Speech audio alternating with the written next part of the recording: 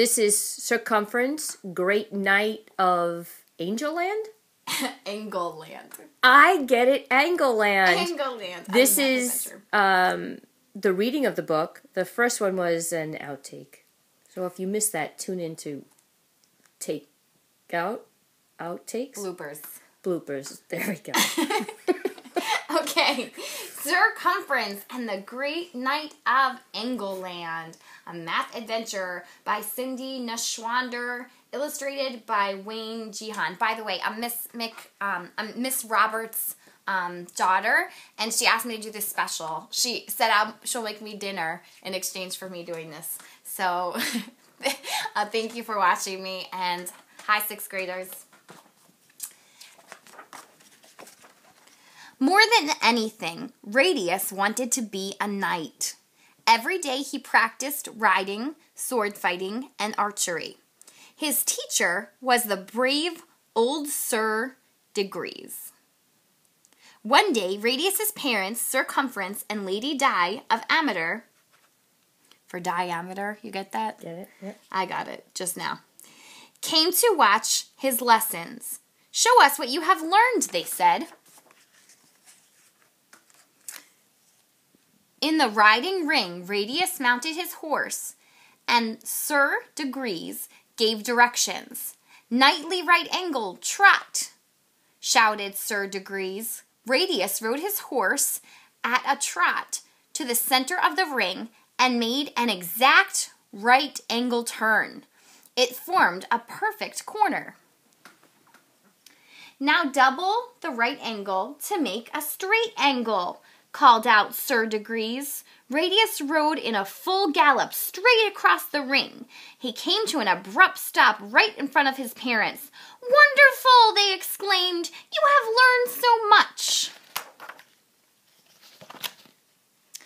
At supper, Sir Degrees said, "Radius is the best squire I have ever taught. He is ready to go on a quest."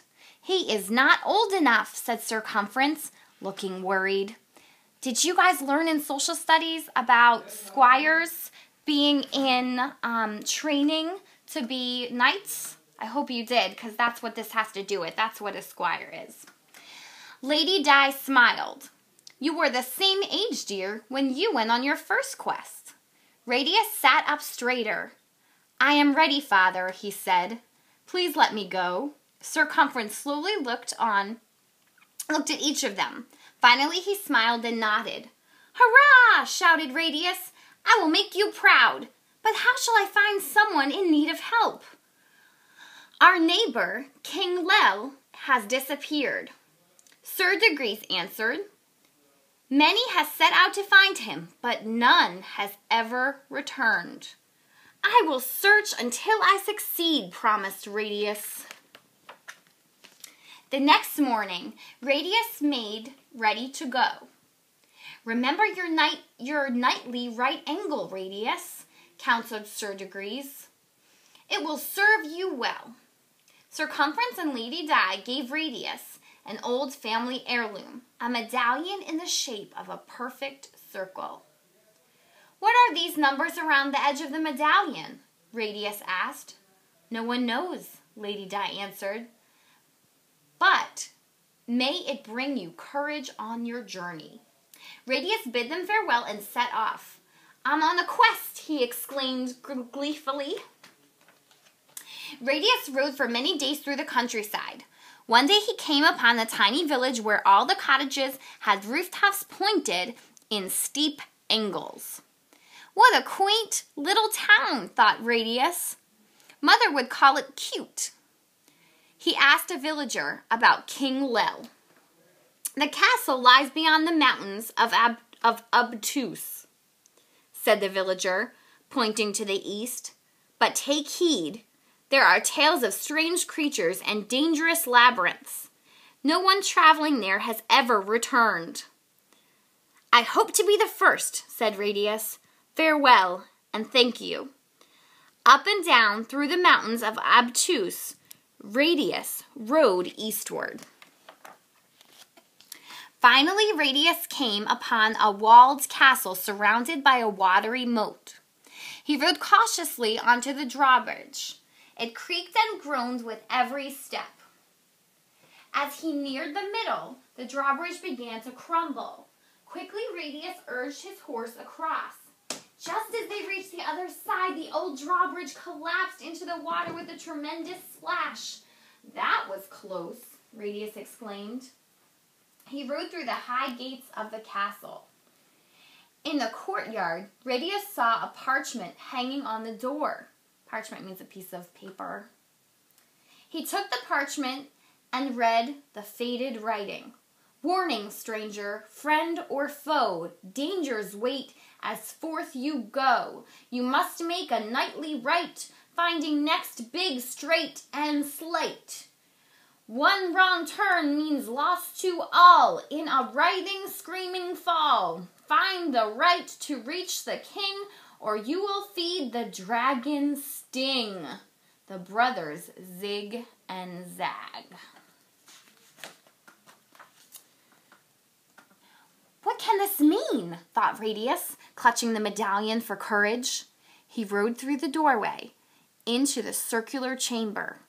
In the middle of the stone floor, Radius could see a carved circle with a line across the center. All around him, arches led to different rooms. "Which way should I go?" he wondered aloud. He read from the parchment, "You must make a knightly right. Sir degrees, and I practice many right-angle turns."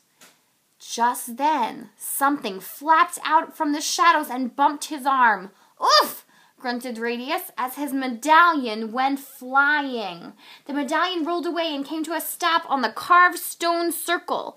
Radius noticed the number 90 pointed directly toward one of the arches. "Starting at 0 on my medallion, if I go to the center and then to number 90, that forms a right angle. That's a knightly right," he cried. Radius swung himself back onto his horse and rode through the arch that was a knightly right, or 90 on the medallion.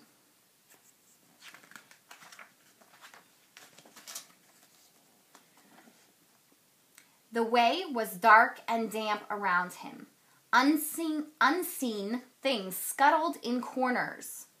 By the light of a flickering candle, Radius read the parchment again, finding next big, straight, and slight. What is big? He wondered. Could it be something even larger than a knightly right angle?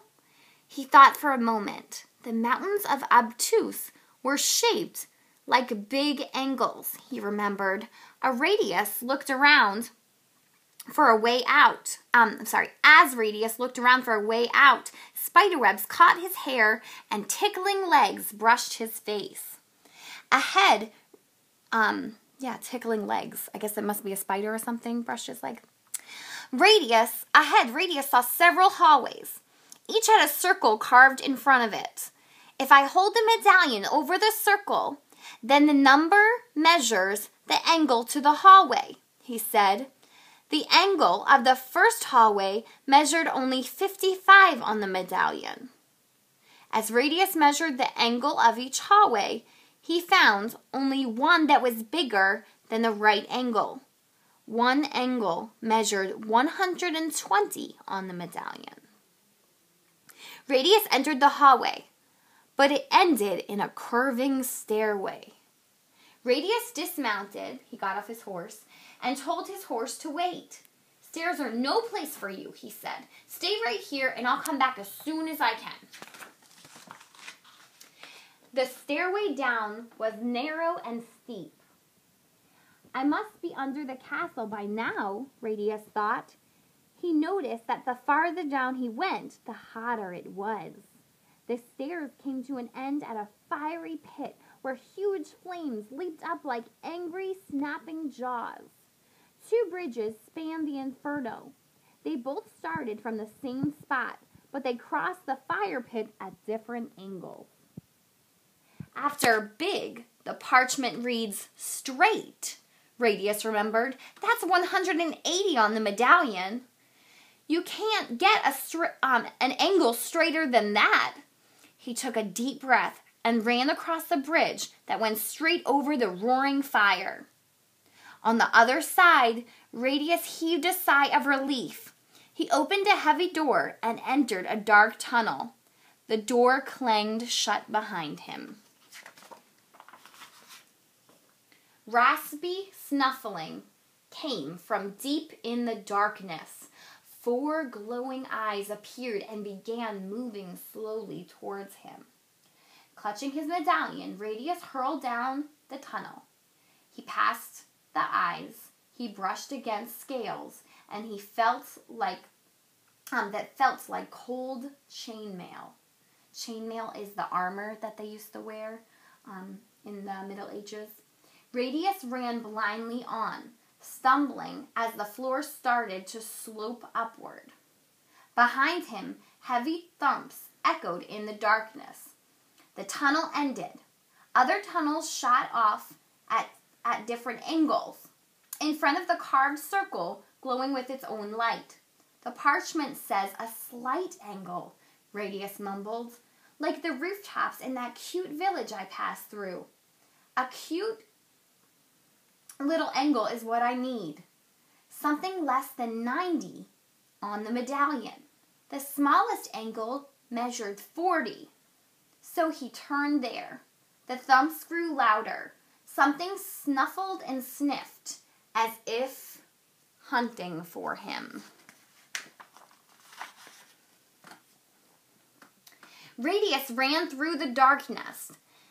Next will be the right to reach the king. Another nightly right angle of 90. At least the last angle will be easy, he gasped. He was wrong. In the dim light, he came across 4 corridors, which all seemed to be right angles. Fingers fumbling, he measured quickly with the medallion. 90, 90, 90.